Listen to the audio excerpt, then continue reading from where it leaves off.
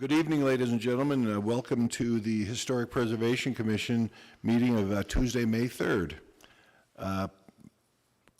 Kate, could you call the roll, please? Absolutely. Steve Hinnick. Present. Mitzi Rosillian. Here. Tracy Miller. Here. Jennifer Peterson. Here. John Reardon. Bobby Stauffer. Here. John Weitzel. Here. Thank you. We have a quorum. All right. We have our April 5th minutes for approval. I hope everyone had a chance to read them. Any additions, subtractions, modifications? Hearing none, I would move that we approve the minutes of April 5th as presented. Do I hear a second? Tracy Miller. I'll second that. It's been moved and seconded. All those in favor say aye. Aye. Opposed? Well, the ayes have it. We'll move on to our public comment period. Anything on the agenda tonight that members of the public would like to speak on? Hearing none, we'll move right into our first item, which is the Basin Creek Caretaker's House project update. Kate, would you like to update us, please? Yeah, okay. So basically I have a bunch of dates to take you through. Today is the 3rd of May, and so tomorrow, the 4th of May, we will be having the bid opening request going to council. Also this week, I'm happy to report that we'll be having the house cleaned because it desperately needs it. So on the 8th, which will be May 8th, which will be Sunday, the bid will be opening in the paper. So it will be made public and it will be put on the bid website. Next week, on the 9th, which is Monday, and then on the 12th, which is Thursday, I will be opening the house up with Angie from Public Works. So we're going to be opening up the house to potential contractors so they can come in and have a look. And well, outside, we can take them around the exterior of the house so they can see what kind of work they'll actually have to be doing on the house and see the inside and see the whole house. Then on the 26th of May, bid tabs, responsive bidder work. So this came from Angie. I'm not actually sure what that means. She gave me a whole list, and I don't really know what that means. I should have asked her for clarification. On the 6th, on June 1st, the notice of award will go to council. Then on the 15th, the contract will go to council, so work can begin after all of the signatures are in place. And then by the 15th of July, that's when the 7th quarter report is due to the SHPO. And so hopefully by then the work will be underway, so we will have forward motion, and finally we'll have good things to report. So May 26th is bid opening, is that correct? Yes. Okay. Well, the 25th is bid opening. All right. The 26th is bid. And then June 1st, hopefully you'll have a recommendation for a contractor. Yes, notice of award goes to council. Okay, Yeah. Great. Well, that's good news. Yeah. Does anybody have any questions for our HPC or HPO? Having none, we'll move on. That sounds good. Things are moving along. Our CLG, our Certified Local Government Report, has gone in, and any comments on that, Ms. McCord? Well, you know, my only comment is that it was turned in successfully. So that's my update. Right, that's good. No difference. Yeah, that's an ongoing situation, as everyone knows, that they provide some funding for our HPO and the continuing historic preservation effort here in Butte-Silver Bow. Yeah. All right. So we can go into our staff and member report. Our staff, do you have anything to report? I have two things. The first is that I was recently asked to join the board for this nonprofit called Culture, Community, and Heritage, Inc. They are overseeing the B'nai Jewish Temple Cultural Center project. This is in the wake of Ellen Crane's retirement and sort of stepping back from public life. And so I was rather excited about that. So I accepted and will hopefully be of help to them. So I've joined that board. And the second thing is I will be completing a small cultural resource inventory for Butte-Silver. In the next few weeks, we're being considered for a large grant for the Economic Development Administration, the EDA, to upgrade and improve the Silver Lake water system. And SHPO has required this cultural resource inventory in order for it to move forward. So we're taking a drive out tomorrow and getting some photos, having a look at it, and working with the SHPO and going to get that prepared so that hopefully we can move forward with it, and it's a pretty substantial grant, so, yeah. So B'nai Israel, they have, they're initiating a move to do some more work over there or something? Yeah, they want to kind of open up a little cultural resource center, and they'd like to have concerts, and they want to kind of do things in the summertime that would bring people in and raise some money. And they have Share Justo from Preserve Montana kind of helping out with it, and it's a kind of an exciting initiative that they'd like to do, sort of open it up to not just to celebrate the Jewish heritage of Butte and Montana, but all of the different heritages, nationalities that have come into Butte throughout the Butte's entire history, and use that Jewish temple as a receptacle for all of the history. It sounds very interesting. Anyone on the commission wants to chime in, that would be great. I think that's a good report. So anything else? Any other questions we might have for our HPO? No? Okay, we'll move on to some new business. We have a design review COA for 18 West Copper Street. Could you please give us a little outline? Thank you. Yeah, well, we don't have anybody here to speak to it. I thought that maybe Bohart would come here. Hang on a second. So I sent you all, sorry. F11, exit full screen. Oh. Nothing's happening. Oh. Okay. Here we go. So 18, sorry, this is definitely being very slow. 18 West Copper Street is a small one-family home on Copper Street. It's kind of right behind the archives. And this is White's Property Rentals, who is doing the work on it. And so they intend to fully rehabilitate, apologies, both the interior and the exterior. Exterior work will include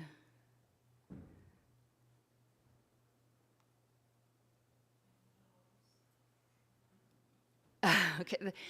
The house has been greatly altered over the years. It was even noted in the 1985 Architectural Inventory Form.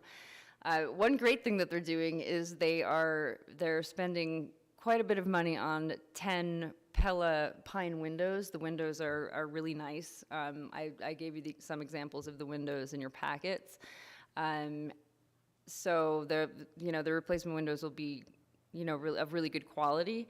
And they're actually exposing one window that has been covered over for many years, so kind of returning it back to its original appearance, in essence, as well as replacing the sort of sheet metal siding with the LP Smart Side siding, smooth, no wood grain, as I know that the council appreciates. They're also redoing the decks, the front deck and the rear deck, with Fibron composite decking as well. So, oh, and the clapboard siding will have a 6-inch reveal as well. Thank you. Any comments from our commission? My only comment is, Pella makes a great window. They do. And they're usually wood, they're metal clad, aren't they? A metal-clad wood window. Are these non-clad? These don't look clad to me, they just look, well, I don't, there is a single movable sash, traditional wood-hung windows, authentic traditional style. I don't see any metal on it Are they at coming all. in primed, or are they to be painted, or are they going to have a permanent finish? That's what generally Pella is a metal-clad window, whereas Anderson is a vinyl-cladded window. Can I find that out for you? No worries. I just think that Pella's a step up. Yeah. You know, they're a good window. They are. Okay. Any other any other comments?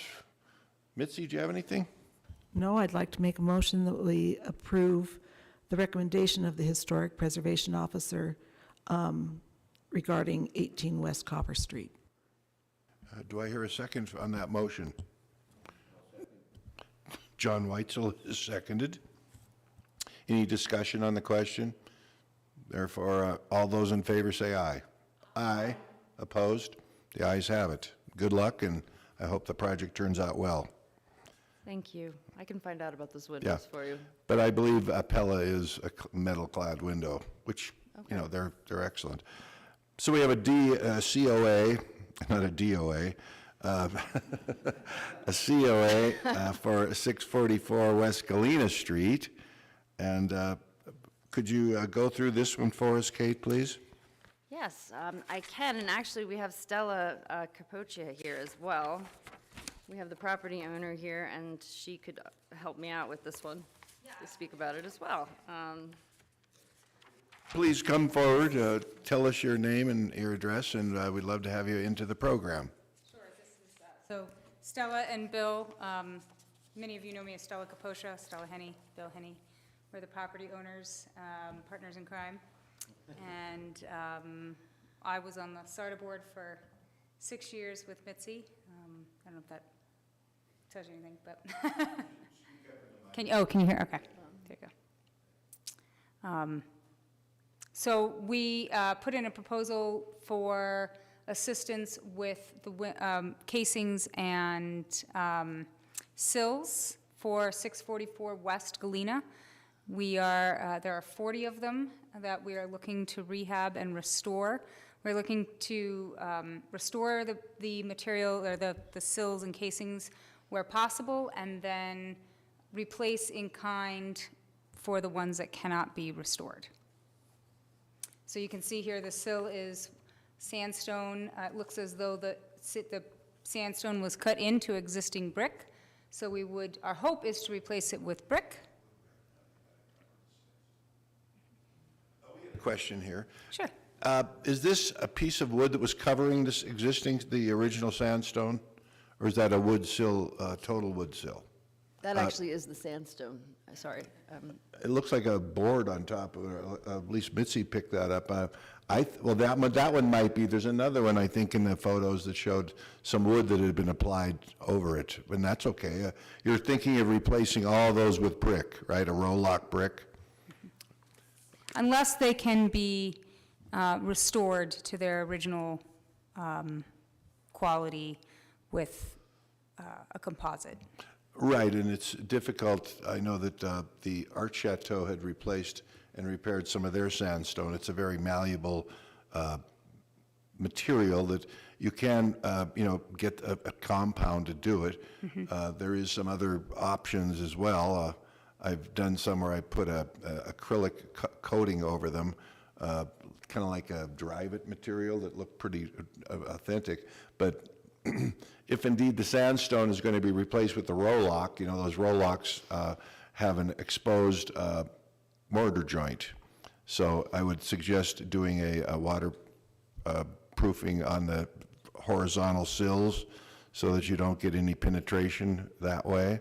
Absolutely. But that would be a good idea. So, excuse me, I didn't mean to interrupt, but continue, No, Kate. come join our project. Your expertise would be welcome.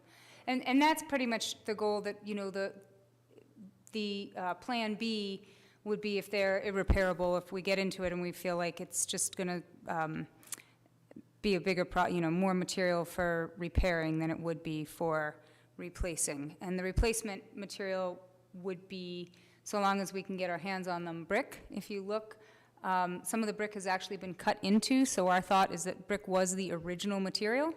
And so trying to find brick with the structural integrity that could sustain, for outside veneer brick, that would bring this back to its original state before it was cut into.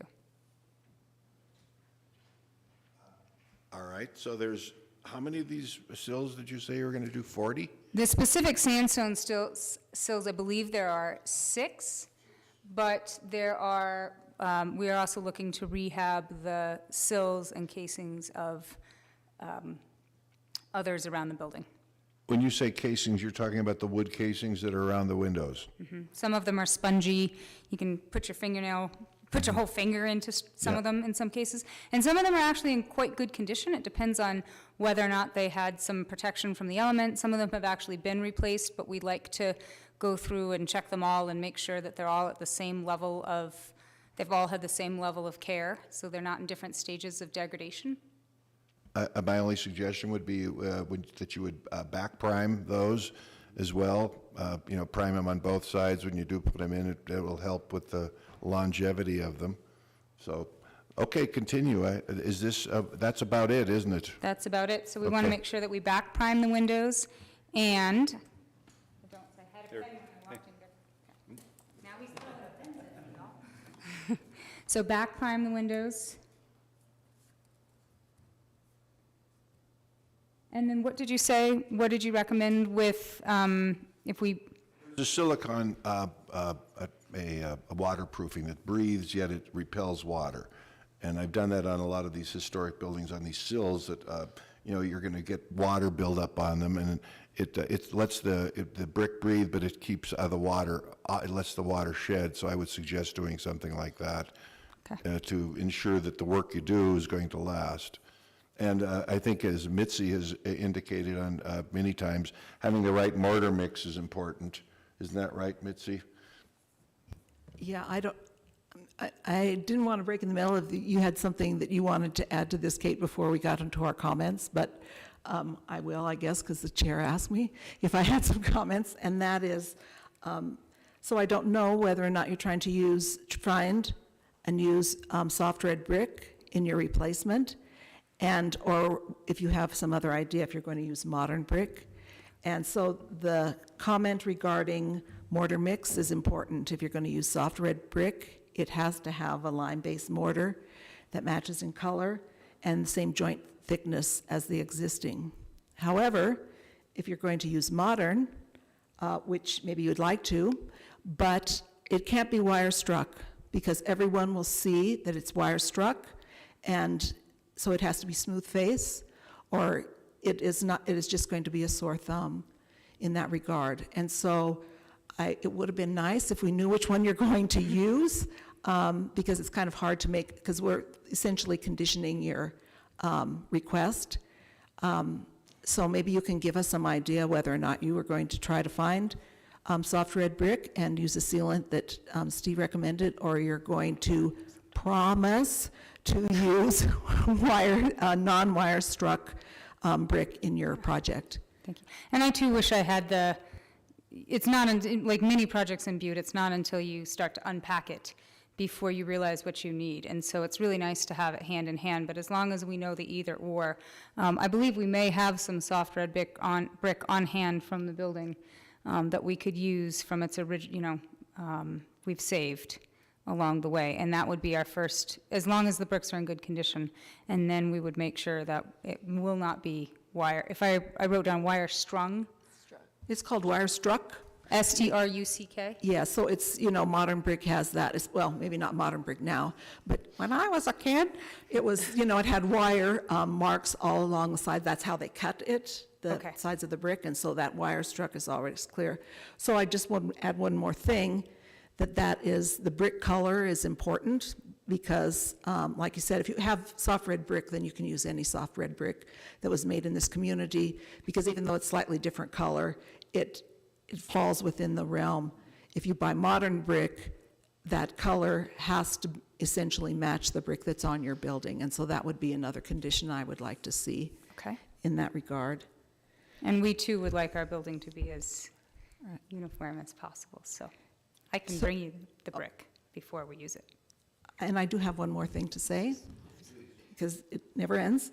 That is in repairing the casements or replacing the casements. And I don't, so it's kind of hard to find brick mold that is going to match what you're interested in. I think that's what we're talking about. Is that what we're talking about? So it's hard to find brick mold that is of the size that you're going to be interested in. And I would encourage you, if there is any amount of material that's left, Abatron is your friend. Abatron is a great product. I've used it a lot. I know other people have used it a lot. It has a stabilizer. It's an epoxy wood product, and it has a stabilizer, and then it has a part that is a paste, and it's sandable, and it's formable. And so even if you've got a big chunk missing, you can essentially put a bunch of on there, and then it's paintable, of course. So it's a great product for the sort of thing that you're trying to do.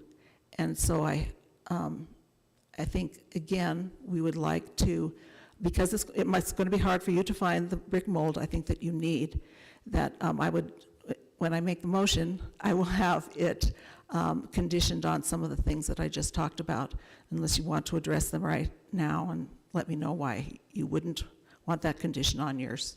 No, I think it sounds more than reasonable. Thank you. Yeah, you know, your roll-lock brick, essentially what you want is a smooth face brick instead of the wire. Now, wire was created as, it's actually, it traps air, which makes the building more energy efficient because the scoring on the exterior part of the brick. So you get more air sticking to it versus blowing through on it. But I think Mitzi's comments are valid, that the color is important, and we would want tool joints of the same color and the brick as close as you can possibly get it. You know, trying to get it exactly the same is going to be difficult, but within the same value range and color. We don't want a black brick on a brown building, for instance. So, and I think the configuration of the brick molding should be consistent if indeed you're going to replace it all or make it the whole thing consistent and in the same, at least the same size of that existing molding. So, okay. Mitzi, would you like to make a motion to approve this with that condition? I'd like to make a motion that we approve the design COA for 644 West Galena with the condition that soft red brick be of the same color as existing be used, or if cannot be found, modern brick of the same color that is smooth face. In addition, if soft red brick is used, it must be lime-based mortar, and the joint thickness must match the existing. Finally, should it prove difficult to find brick mold that is of the same size, that in as much as possible repair with an appropriate epoxy product be done. That's the end of that really long motion. Well, thank you. Can we get a copy of that? It will be, and then you'll get a copy of it, I'm sure. It will be along with any letter that our Historic Preservation Office puts together on either denying or approving this. So, a motion has been made. Do I hear a second? I'll second. All right, Bobby Stauffer has seconded it. Any other further discussion on this point? I'm hearing none, although, yes, Tracy. Just curious, is this a fourplex? It is. It's beautiful. I was just checking it out on Google Earth. It looks like there's a lot of work that's been done. I'm Yeah, excited. We have tried to keep, well, you should come and see our floors. We restored all of our floors, and I literally laid down and tried to hug my floors because they have the most, you know how they do the pine in the middle and the oak on the outside, and it is, and then we used a non-sheen water-based sealant so that it's, come see my floors. Thank you. Thank you. Well, all those in favor of the motion signify by saying aye. Aye. Opposed? We wish you all the luck in the world, and we're thrilled that you're doing your work. Thank you for coming. you so much. Okay. Mr. Chair, Yes, I'd like to make a comment about this project in general. please. Thank you. This was a SARTA grant that just covers the sills and the casing, while the owner will, on the same project, and is not being funded by SARTA funds, will replace the diamond light windows with no, because they are able to do that without our review because there's no local incentive. The loss of those windows is a critical loss of historic integrity and points to the need for a revision of what constitutes acceptable SARTA projects that involve historic properties. I look forward to reviewing revised project requirements that will consider the entirety of a project rather than a single or small number of elements. This is not the first project that has come to SARTA like that, but I think in the future that Bobby, working with Julia and making very convincing arguments to the SARTA board, can get to the point where we're not doing just one element, we're looking at the entire project. So that's all I wanted to say. Thank you. I've always been under the impression that the SARTA grants were either too minimal or not forceful enough to get a project completed. So I take that, and I'm sure that our representative, Ms. Bobby Stauffer, is on that SARTA board, and she will convey that kind of idea. Yes. Would you like to speak? Yeah, come on up, and there's the mic's on. Thank you very much. I appreciate that because I too would like it to be inclusive. One thing that I would recommend, I think in this project we got caught off guard because it was not in part of the original recommendations, that I think under Project 2, being able to simply modify the requirements of Project 2, that if you're submitting a grant for Project 2 and it is for a brick and mortar project, if the building entity falls within the historic district, it must also meet those guidelines. I think having that up front will then negate this. I'm happy to tell you about it later, too. Okay, great.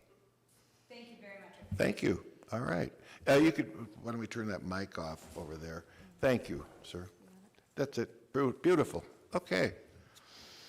Well, we have another COA for a design review of 15 South Montana Street.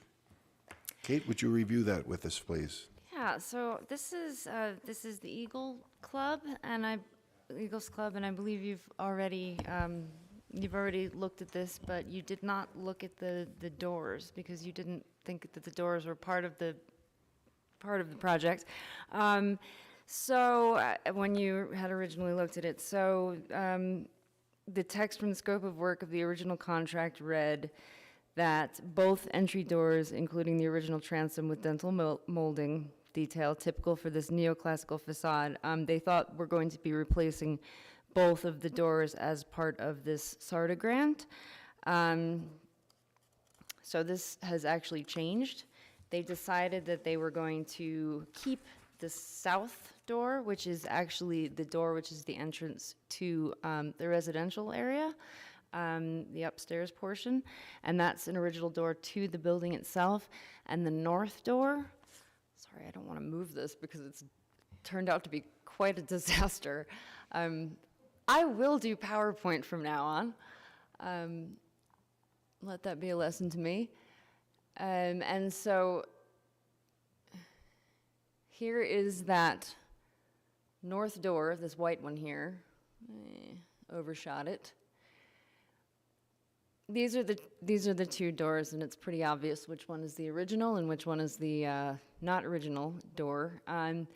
And so basically, they had decided that they were going to keep that south door, the green one, in place in C2, and that they're going to replace instead just the north door, which is a fabulous idea. I believe so. We discussed it, and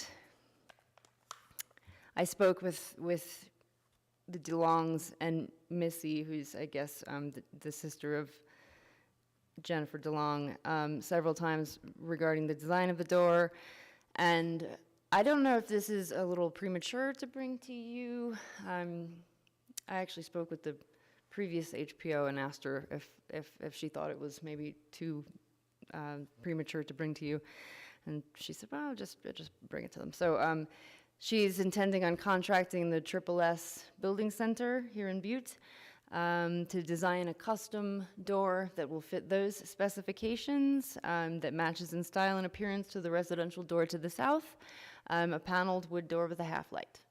So basically mimicking as closely as possible to the residential door to the south. And that is pretty much what they are planning to do. As of my most recent contact with her, she has not been able to get a hold of them yet, but that is the plan. All right, well, thank you. Any comments from our commission on this issue? Mitzi has one.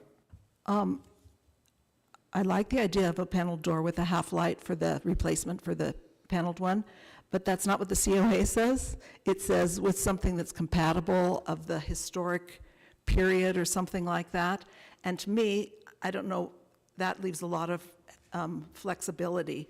If we could agree, or if the motion could say, so long as it's a paneled door with a half light, then I think that's perfectly acceptable. That otherwise, I would have to say we'd have to, at least you would have to see it and approve it before I would vote in the affirmative on this one.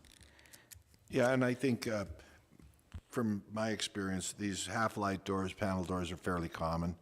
I mean, I think they could easily do that. And I'm assuming they're going to either paint it to match the others, and then that light would have to be a glass of a safety glass, either wire or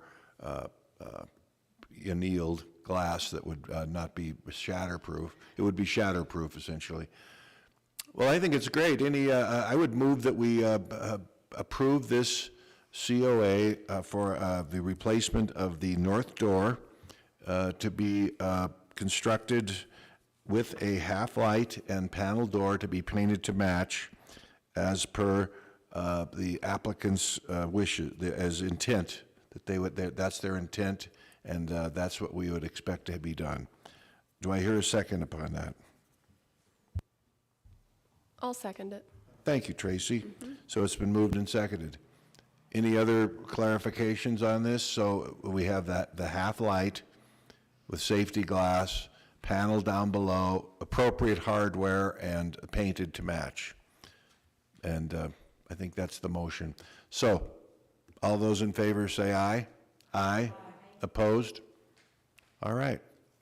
And my apologies to you, Kate, because I had to read all the way to the end to see that it did say that half-light, but I got stuck on the item C that said historically appropriate, so sorry.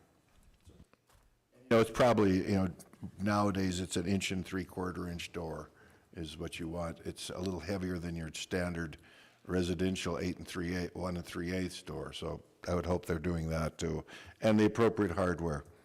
Okay, so we've gone through our new and old business. We do have a little discussion. I know that Mitzi had asked me to get this as a discussion item tonight, that the continue HBO and HPC roles in design review for public incentive projects. And Kate was going to illuminate us on what our ordinance says and how we're proceeding these days. So Kate, would you run us through this? I haven't exactly 100% really prepared for that. I was going to take your lead on that conversation. No, Mitzi, would you like to Sorry. address this a little bit to get us going on this?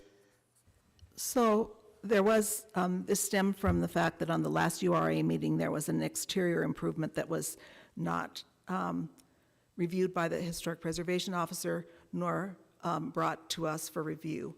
And I had some concerns about that because that was something that we hadn't done in the past. And it was a fairly simple project, but that involved, and Kate can correct me, I thought it was mostly brickwork. There was a crack in the wall, so I think that was also a masonry issue. Since then, and Kate can tell us that the policy within community development is to have all exterior projects come to the, for the URA, that come to the URA, to come before the HPO or the HPC. And that really addressed my main concern. But in the meantime, maybe, Kate, you want to talk about some additional things that we could do that would streamline it a little bit more for people that are applying to the URA and for our purposes as well. And so if you've prepared for that, I don't want to steal your thunder. No, I believe that it's a matter of your level of comfort, and you know, it certainly was sort of beyond my level of comfort when I had learned that. But I've also seen disastrous things happen with brickwork. There was also some window restoration involved, and so I think that, you know, if it could streamline the project, the process for all of you, and your level of comfort for what you're okay with, what would be considered, I suppose, maintenance and repair, if that's possible. If things like, you know, repainting of painted surfaces, or you know, or of cleaning of surfaces. There's the roof repair that I know that that you're okay with the previous HPO sort of taking off your plates, or mortar repointing. The certain things that could be easily addressed by you know, preservation briefs and things like that that are easily accessible, and I don't know, I guess I would defer to you. And If I may, the previous the URA had some specifics as far as what they would or would not fund. One, they did not want, they would not fund siding on a building, for instance. But historically, they would probably fund, you know, window replacement and masonry upgrades, et cetera. However, they dumped this on our lap, is what they did, because they used to have a design review committee with the URA. So now everything comes to us instead of a separate entity. So now, you know, there could be, to streamline it, we could set some basics that we would want to have reviewed, or guidelines that we would like them to follow, since they come to us. For instance, we don't want someone putting on, you know, metal siding on a brick building, for instance. Or if they're going to repair masonry, they should use, depending on the brick, the proper methods of repointing and cutting back of mortar joints, et cetera, and whether or not they're going to paint it or whatever. Those items that affect the historic district and our revitalization efforts should be brought before us. Regular maintenance, like replacing a single-ply roof or something, that would not necessarily be, that would be more of a maintenance item that wouldn't necessarily affect the historic quality of the building, unless they wrap that material up over the parapet wall without a cap. And we've run into that too, where it kind of destroys the look of the building properly. But it's kind of a case-by-case basis.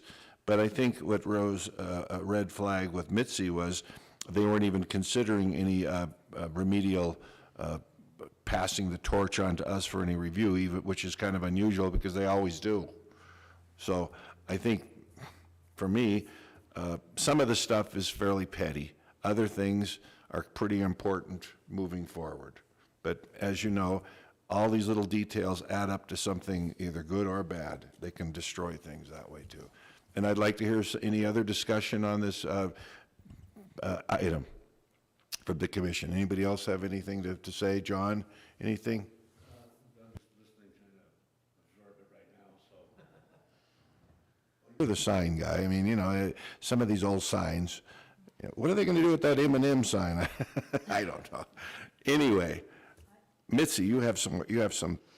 So when I thought about this, I said to myself, I think there are some things that the reason why they come to the HPC and they have a certificate of appropriateness is because it's in writing. This is exactly what they have to do. They can't have sloppy mortar that's hanging over the edge. Work has to be done in a workmanlike manner. And by not having by not going through a COA, we're not able to, even when it's a small project, we're not able to say that that is what we expect and the project should not be paid for until that's done.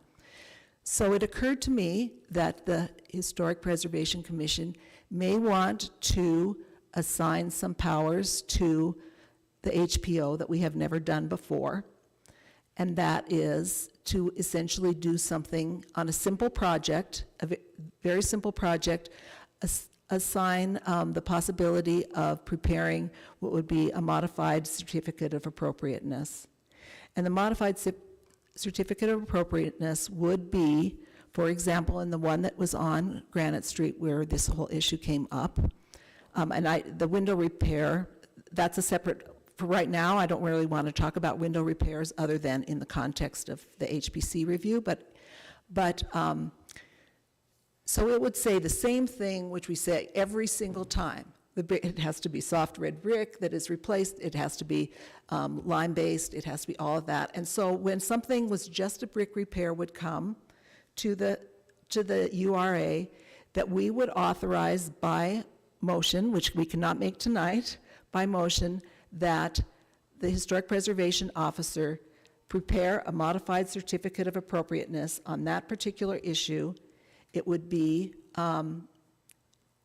sent to the URA. It would be approved by the she would say this is her recommendation. She would put it, it would be attached to the contract, and a separate letter would be there, so there's no concern about the fact that they were notified of that. And then when the next meeting, she came to the next meeting, she would tell us that she had done that for that particular project. So all those ones that are little tiny things are things that we don't have to look at every time. And there were two that I thought of. One is brick repair, because we have very specific things that we always do, and it's got to be part of the contract, or there's no way to prevent payment unless it's part of the contract. Attaches an attachment, and the other one is for Tpo Roofs that you were talking about.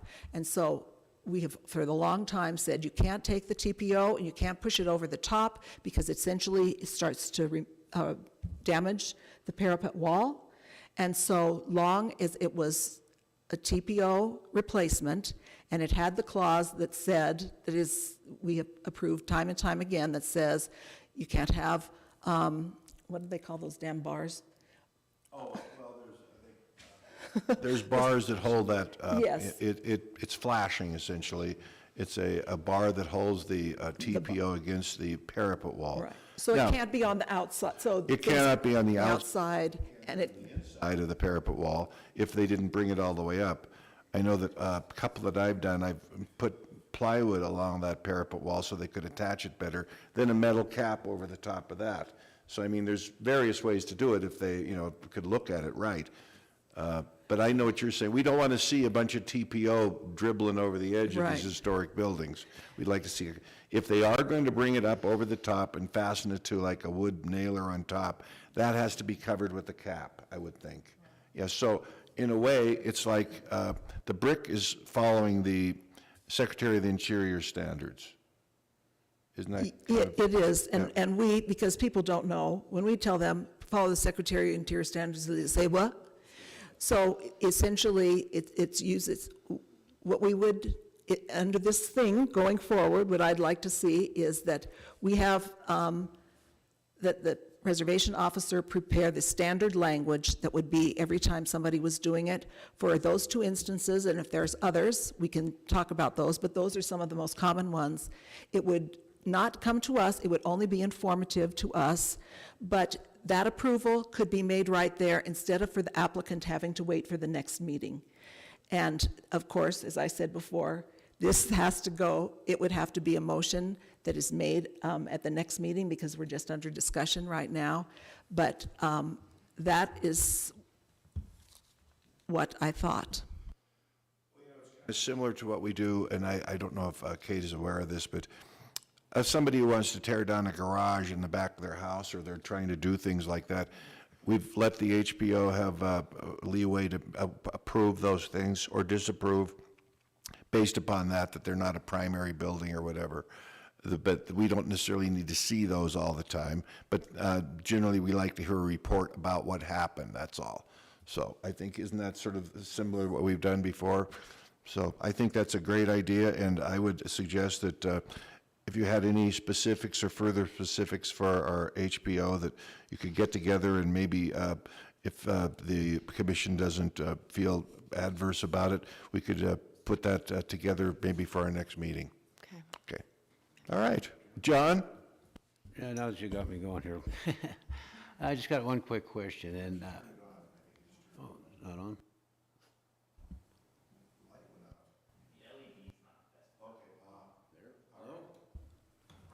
It's on, it said, there we go.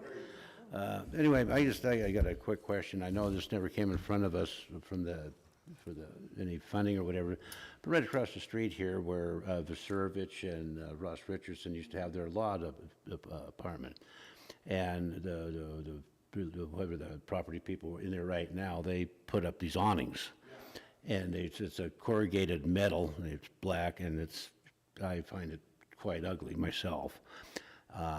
But I know they didn't get any funds or anything from us, so we were not involved in that. But I just wondered, is that a newer building, or that's a pretty old building? I think they put a brick facade. I think they bricked in a lot of the old facade over there, because I think they eliminated some of the windows and made it either more, I don't know, but it does look like it's been altered previously. Exactly, yeah. Yeah, I just noticed those the other day. They're fairly, they look like something out of an air raid shelter or something. Oh, yeah, they're just horrendous, but I just wondered, how that got approved to go in there, because even if if a cloth awning was, unavailable for them or whatever, there's a lot of real good materials out there that a person could use, like dye bond, that doesn't have that pingy, round sound, and, then with vinyl and stuff. I mean, you can make them look really nice, because I've done it, but. Was building codes, you have to have at least 7 feet clearance underneath any kind of obstruction over a street or a sidewalk. I don't know if they got that or not, or if they had that or not, but they do seem to, they're very apparent now. So, and that's one of those things, it's beyond our control. Yeah. But, some knowledge about good taste and things like that could be a role of the HPC, that we could, promote better design. Yes. And I think that's part of it. That's why we're here, I think, so. Anyway, good point. Anybody else? Yes, Good idea. And it is definitely an old building, and the back end's splitting off. They're gonna need to repair it. Yeah, it was an old building. Sure, it was. And then they put some brick up in front. Yeah, and yeah, there's a garage door in the back now, but they need some work. Tracy? They're clients of mine, they're from Bozeman, they're ranchers, and she's pretty reasonable. I'll Yeah. be sure to mention that maybe she think of a better choice, and she'll, Well, the choice has been made, obviously. yeah, she's pretty reasonable, though. I think if she knew that we as, like, the historic district, part of things were not satisfied, she'd probably really consider changing them to something more appropriate. I think she probably they wanted to do something to, highlight their building more. And, the language of awnings has been around for quite a while, and some are good, some are bad. I know that I've seen some of the projects that I worked on many years ago with cloth awnings. They went to a vinyl, illuminated vinyl. It just doesn't quite pack it in our district, so, it would be nice to have a demonstration project that we could highlight and say, this is how it should be done, so, anyway. Yes, I just wanted to shed a little bit more light on the apartment building on West Galena and the SARTA grant. Their original application was for vinyl windows. They wanted SARTA funding for vinyl windows. And I learned from Mary that their project would have to, it was a historic preservation project, and that it would have to come here, and that we never approved funding for vinyl windows. So I think they worked with Julia to retool their project so that it wasn't the windows themselves, It was around the windows. And so that's, but then they did say, no, we have no say over, they're going to put vinyl windows in there, but they won't be getting funding for that. And so that's the rest of that story. And perhaps there are some guidelines that could be revised to prevent funding, partial funding of a project that we wouldn't ultimately agree with. I don't know what really to do with that, but that's the story. Yeah, it's like, we're not going to pay for the lipstick on the pig. We could, but, and we are, turns out. Yeah. Well, you know, I mean, I think there's some education that needs to be done with people. You know, good quality means good quality, and people can, even though they don't know, maybe they don't know what they're looking at, they do know what they're looking at, you know, so, okay. Thank you for bringing that up, Mitzi. And thank you, Kate, for putting it on our agenda for tonight for some discussions. Any announcements from the commission? I'm hearing none or seeing none. Any public comment tonight on any items not on the agenda? Hearing none. That being said, I would move that we adjourn. Thank you.